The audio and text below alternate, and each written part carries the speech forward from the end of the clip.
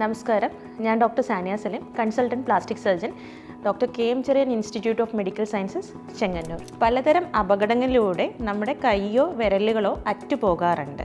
ഉദാഹരണമായിട്ട് പലപ്പോഴും യങ്സ്റ്റേഴ്സിൽ കണ്ടുവരാറുള്ളത് അവർ ബൈക്ക് ചെയിൻ ക്ലീൻ ചെയ്യുന്ന സമയത്തും, വീട്ടമ്മമാരുടെ കാര്യത്തിലാണെങ്കിൽ മിക്സർ ഗ്രൈൻഡർ തുറന്ന് അത് ക്ലീൻ ചെയ്യുമോ അല്ലെങ്കിൽ മിക്സർ ഗ്രൈൻഡർ ഉപയോഗിക്കുന്ന സമയത്തോ, ഇതൊന്നും അല്ലെങ്കിൽ പലതരം ഇൻഡസ്ട്രിയൽ അപകടങ്ങൾ അല്ലെങ്കിൽ വർക്ക് സൈറ്റ് ഇഞ്ചുറീസിലൂടെ നമ്മുടെ കൈകളോ വിരലുകളോ ഒക്കെ അറ്റുപോകാറുണ്ട്. ഇത് അറ്റുപോകുന്ന സമയത്ത് നിങ്ങളിത് ശ്രദ്ധിക്കേണ്ട കാര്യമെന്ന് വെച്ച് കഴിഞ്ഞാൽ, പാനിക്കാകാതെ ആ അറ്റുപോയ അവയവം കൃത്യമായ രീതിയിൽ പ്രിസർവ് ചെയ്ത് നിങ്ങളൊരു പ്ലാസ്റ്റിക് സർജറി ഫെസിലിറ്റിയുള്ള ഹോസ്പിറ്റലിൽ എത്തിക്കാൻ ശ്രദ്ധിക്കുക. ഇങ്ങനെ മുറിഞ്ഞു പോകുന്ന ഭാഗങ്ങൾ എങ്ങനെ കൊണ്ടുവരണം എന്ന് പൊതുവായിട്ടൊരു കൺഫ്യൂഷൻ കാണാറുണ്ട്.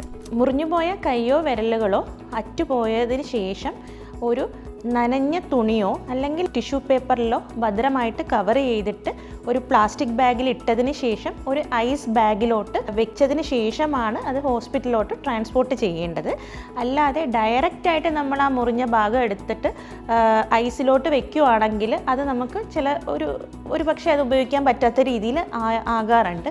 അപ്പോൾ നിങ്ങൾ ശ്രദ്ധിക്കേണ്ട ഒരു കാര്യം, കൃത്യമായിട്ട് നല്ല രീതിയിൽ ഇത് പ്രിസർവ് ചെയ്ത് ഹോസ്പിറ്റലിൽ എത്തിച്ചു കഴിഞ്ഞാൽ നമുക്ക് മൈക്രോവാസ്കുലർ റീപ്ലാന്റേഷൻ വഴി ഈ വിരലോ മുറിഞ്ഞുപോയ കൈയോ തിരിച്ച് അറ്റാച്ച് ചെയ്യാൻ സാധിക്കുന്നതാണ്.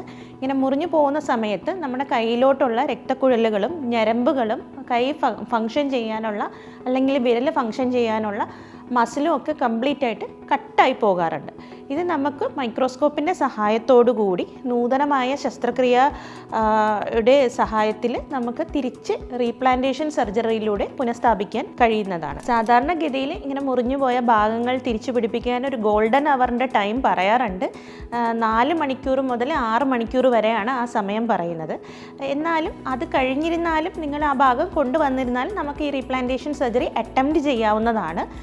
ഒരു പക്ഷേ അത് തിരിച്ച് നമുക്ക് പഴയ രീതിയിൽ പുനഃസ്ഥാപിക്കാൻ കഴിയാറുണ്ട്.